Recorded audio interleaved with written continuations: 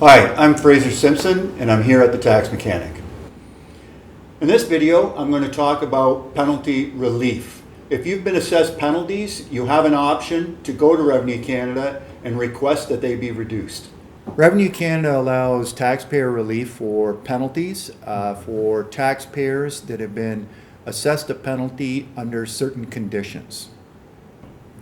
The application is reviewed by a panel made up of industry experts and other people from Revenue Canada. So more than one person looks at it, and they're looking for fairness, and they're looking at the details. Once they look at the application, they may call the taxpayer or a representative and get further clarification. But they're usually pretty fair, and they usually side on the side of the taxpayer if they've provided enough detailed information. Once a decision has been made, the taxpayer will be notified, and if the taxpayer is still unhappy, a second review can be requested, but is rarely successful. A taxpayer must meet one of three conditions to qualify for penalty relief. The first condition is extraordinary circumstances.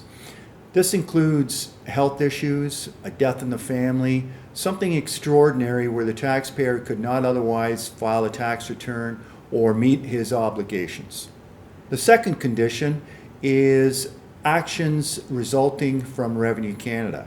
For example, if Revenue Canada didn't notify the taxpayer that a return was due, or didn't tell the taxpayer about a certain tax shelter that was dangerous.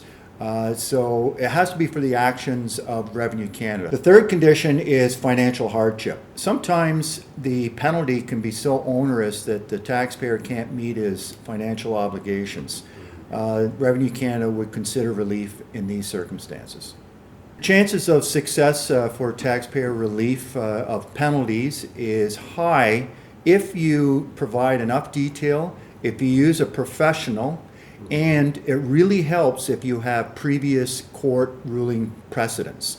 That's where a tax professional like myself can really add value to the process.